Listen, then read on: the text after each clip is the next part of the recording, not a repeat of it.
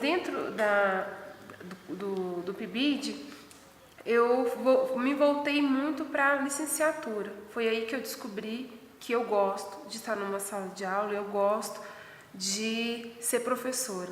Eu já me considero, mesmo ainda não sendo formada, mas eu já me vejo como uma professora. A princípio, essa curiosidade que eu tinha em relação à cultura indígena veio através das aulas do professor Renato Palumbo, que ele leciona na universidade a disciplina de História da Arte no Brasil.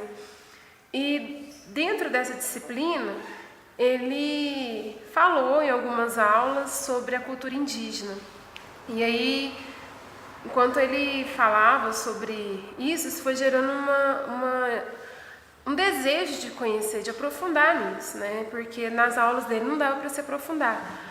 E aí as aulas dele mexeu muito comigo, isso foi no 5º período, porque aí eu comecei a buscar quem eu era de verdade, né? E quais eram as minhas raízes, e eu tenho, né, de tudo um pouco nas minhas descendências, nos meus antepassados eu tenho aí negro, eu tenho descendência indígena, e isso mexeu muito comigo. E aí quando eu fiquei sabendo do edital, eu falei, não, eu tenho que entrar nesse projeto, eu quero pesquisar sobre isso, eu quero aprofundar. E quando eu entrei, o projeto já estava em andamento. Eu entrei, já tinha um semestre que o projeto tinha iniciado.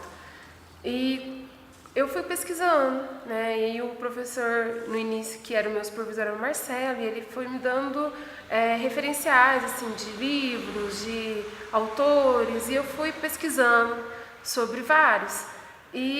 Só que isso eu não tinha ainda um envolvimento com o PIBID mais profundo.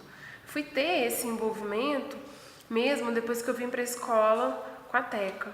E aí aqui a gente pensou muitas coisas juntos, a gente desenvolveu. Cada semestre nós pensávamos como desenvolver as atividades. Isso exigia de cada um dos bolsistas uma pesquisa mais aprofundada. E eu tenho certeza que isso foi muito importante para a minha formação. A viagem a Dourados foi tudo aquilo que respondeu tudo aquilo que eu busquei durante o PIBID, porque quando eu me inscrevi, como eu disse, eu tinha essa vontade muito grande de saber como que são os índios contemporâneos.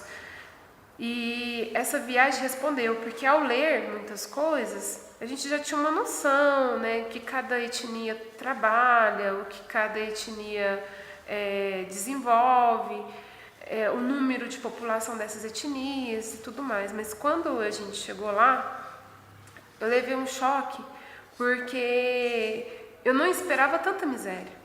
Porque não é falado nas televisões, na mídia não é falado isso, né? E quando eu cheguei ali, que eu vi a situação precária daquele povo, isso me comoveu muito. No noticiário, na mídia, como que é passado o índio hoje? Eles mostram o índio como alguém violento, como alguém que é traficante, como alguém que quer roubar aquilo, o fazendeiro, e coloca o fazendeiro como vítima.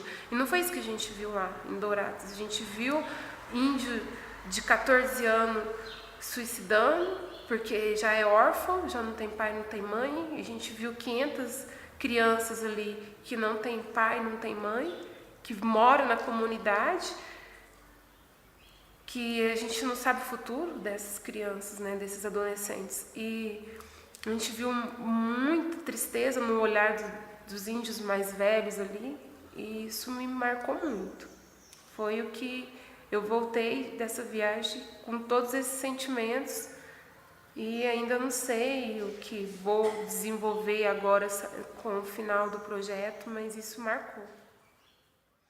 Esse estereótipo do índio, né, como alguém que está ali no meio da mata, isolado, ainda vestindo tanguinha moranioca, isso não existe, né? E eu fui só descobrir como que é o índio contemporâneo através dessas pesquisas e através do contato mesmo com professores, com palestras relacionadas ao tema.